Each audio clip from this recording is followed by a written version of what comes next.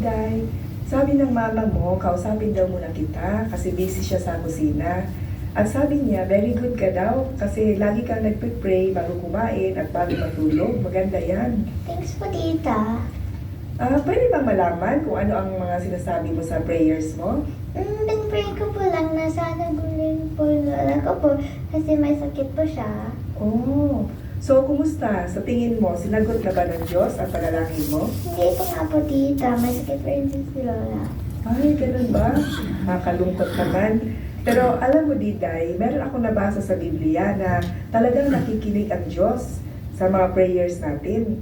Tingnan mo ang nakasulat dito sa Biblia, sa Awit 65 verse 2. At pansinin mo kung ano ang sinasabi nito tungkol sa Diyos. Gusto mo bang basahin ito? Okay po, sabi, o duminig ng panalangin, lalapit sa iyong lahat ng uri ng tao. Salamat. Kaya ayon dito, bakit tayo makakaasa na biringin ng Diyos ang panalangin natin? Kasi sabi po dito, siya ay duminig ng panalangin po. Yan, tama. Diba, masaya tayo na pinapakinggan pala talaga ng Diyos ang mga prayers natin. Oo nga po. At ayon sa teksto, may pinipili ba siyang uri ng tao na pinapakinggan? Wala po. Sabi po doon, lalapit sa kanyang uri ng tao po. Yan. Kaya kahit isang bata na gaya mo ay pakikinggan niya. Kaya ipagpatuloy mo ang pag-pray sa Diyos, Diday.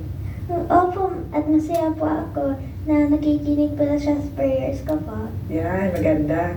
Pero ano kaya ang pwede nating ipanalangin? Lahat ba ng hinihiling natin sa Diyos ay ibibigay niya? Gaya ng ipinapanalangin mo na gagaling na ang lola mo? Sasagutin natin yan next time pag dadala uli ako sa mama mo. Okay po, salamat. At meron din ako ibigay. Ito yung contact card.